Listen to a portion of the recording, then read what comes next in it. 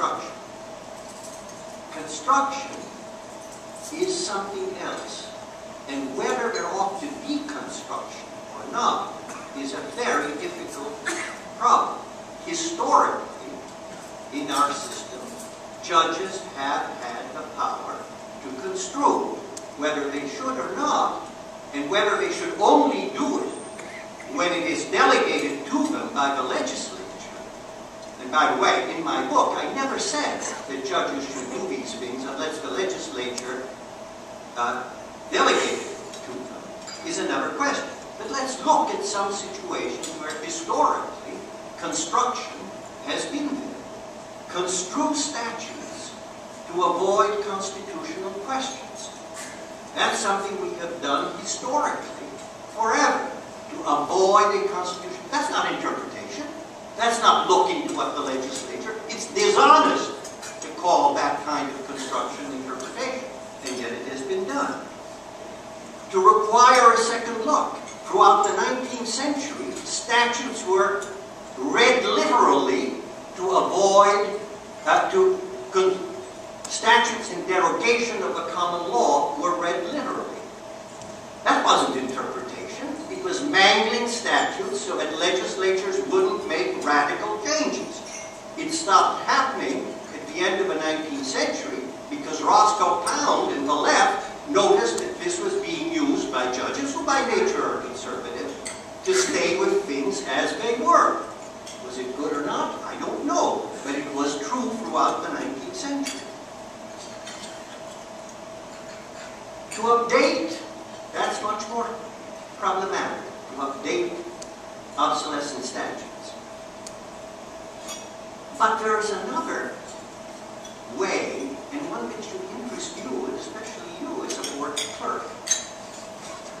Bob Bork, influenced by Bickle, in his great work on antitrust, first said, if you read the antitrust laws according to what the enacting legislatures wanted, they would want to protect both competition and competitors. Wow. But to protect competitors would cause courts to do something that courts ought not to do. Therefore, I will construe these statutes to allow only protecting competition. And from then, the whole great work on antitrust that he did. Is that a good idea or a bad idea? I'm not sure. But it is worth thinking about whether you want judges construing and honestly saying that they are construing in some situations, and whether you think that legislators give them that power.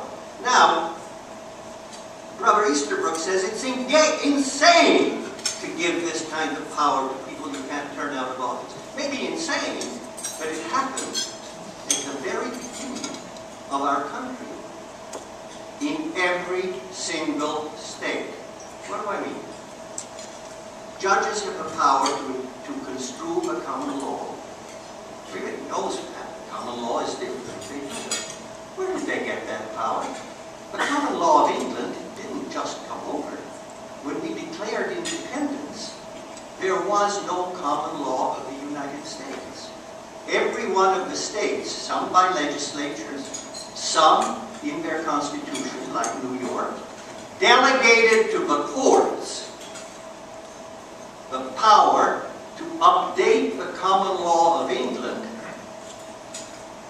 according to common law methods. In other words, the whole of the common law in the United States is statutory.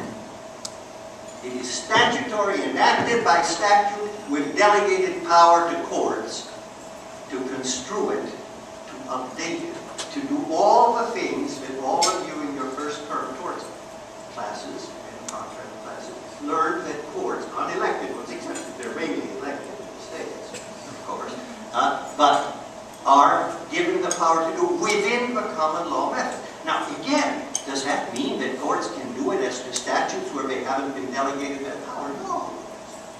But I'm just saying that it is not insane, nor is it unconstitutional to think about whether, in some circumstances, that should be. Okay, let's shift from construction, which may be allowed or may not be allowed, but which is not to be excluded without thought, to interpretation.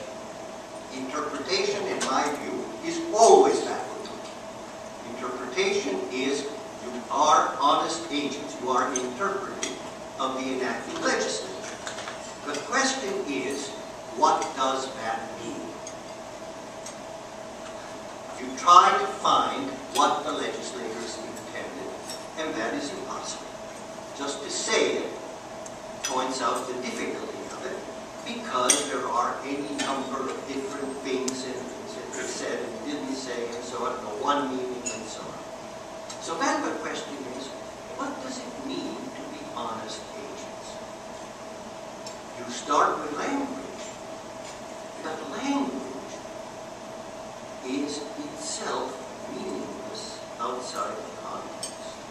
Text outside of context, and you don't need Wittgenstein, doesn't mean anything. Now, okay, let's stop. There are people like the Crits, and people like the Posner, who's simply a crit of the right, who say that courts can do anything they want. Language doesn't tell you anything. That's nonsense. Language is very important. Limits a great deal. On the other hand, to say either language doesn't mean anything, or it tells you exactly what it means, is both wrong. It's somewhere in between. Text means something in context. I once convinced a judge in a tax case, she happens to be a great bridge player, and she also happens to play touch football, that the phrase, "you should have passed, dummy," means something rather different at the bridge table than at halftime at the Super Bowl. You have to read something in the context in which it was enacted. So that language is helpful, but language is also misleading because it changes its meaning. The word substance, something is a substance, meant originally that which lay beneath, substantium. It meant spirit. It came to mean that which is important, because spirit was important.